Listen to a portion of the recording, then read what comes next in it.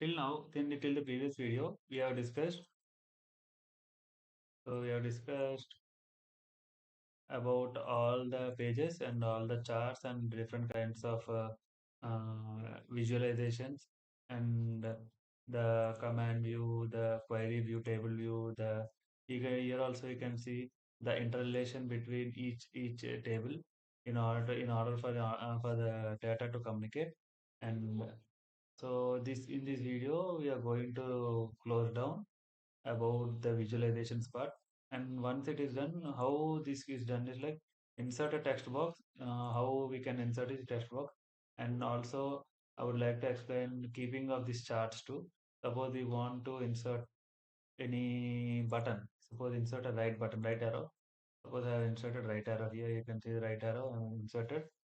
So, and if I want to add any rotation, suppose I want to add visualization.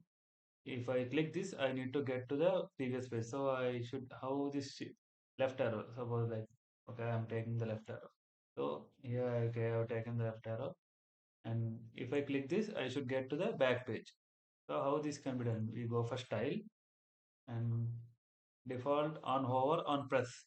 So on press, on press, it's going to activate. Okay, what is the action it needs to be taken? It has to go to the back page, or it has to navigate the page navigation. So which page it has to navigate?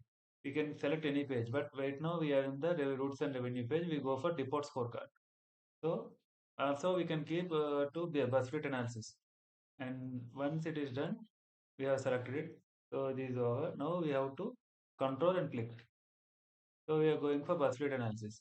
So similarly, if we click here, we are going to depot scorecard. So in general, when we click back page, it has to go to bus fleet and again back page. It will go to executive view. This is how we keep animations, for visualizations in order to get into it. In general, when we submit the report in Power BI service, we don't need to click and control. We don't need to press control and click.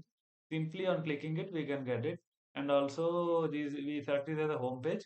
So we get to the home page. This is the home page which I have designed, and these icons have been downloaded using Claude and Gemini AI, and a wallpaper has been designed, and this can be inserted using a text box. Suppose insert, we want if we want to insert anything, we insert a text box, we insert matter inside it, and this is how this all this text has been generated. So I'm deleting it. This is how the text has been generated, and the inference of each page has been described in this. And once we click here, we go to the concern page. So control select, I go to the concern page. So this is how the dashboarding is done. Our part is completed of dashboarding. So the main part in a Power BI is selection of data and writing of DAX commands for each value, for each KPI, and visualization in a better way, in an interactive way, such that each visualization chart has to be interrelated with the other chart too, so that we can have good analysis. And also the revenue part and also the inference part we can see from the executive view.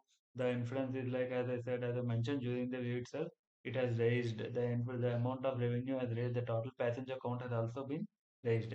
Even from the bus fleet view, the inference is like the total BS6 buses.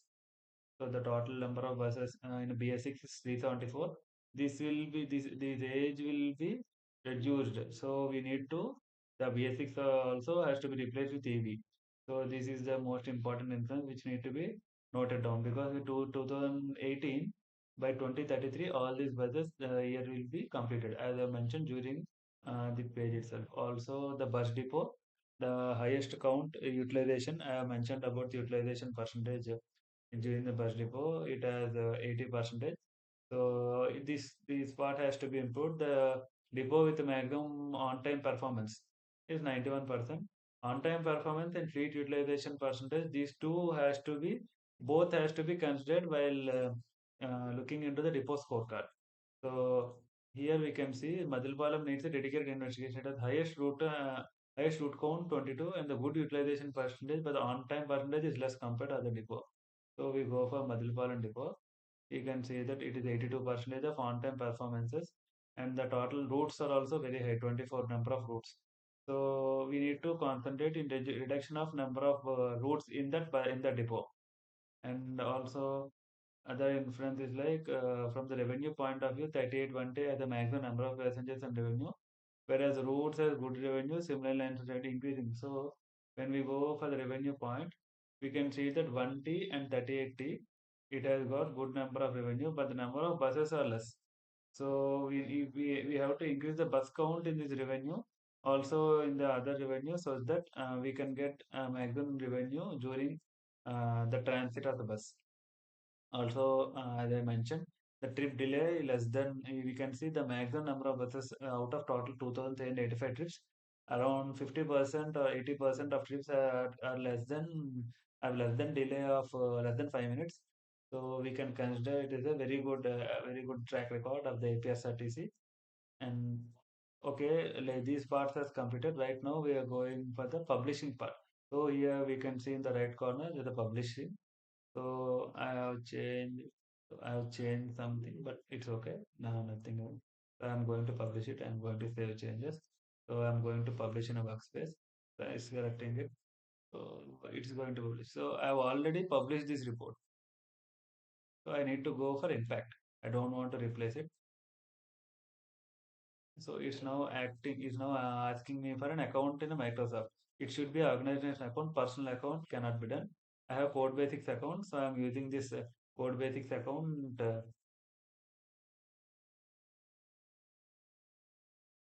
So I have published it. So here we can see these are all the previous. Uh,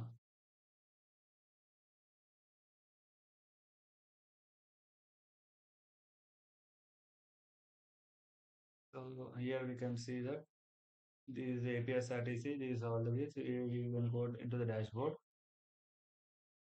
open dashboard, and once I get into it, so this dashboard is present here. So this live. This means that it's not present in my laptop anymore. It is present in Power BI server and it is also available public online. Anyone with this link can change this, can view this. They don't need to have any account. And so simply getting it in executive view, we can get it. They can even change the parameters. They can't edit it. They can't edit, but they can view all the parameters. So what I do is I will export it as a PDF, and so I'll export it as a PDF.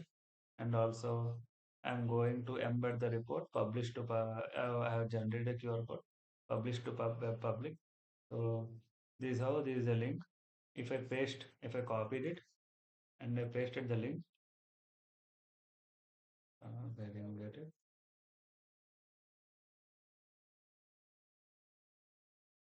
So I'm saving it.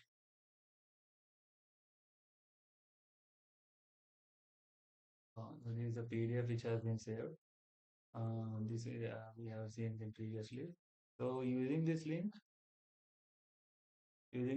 we can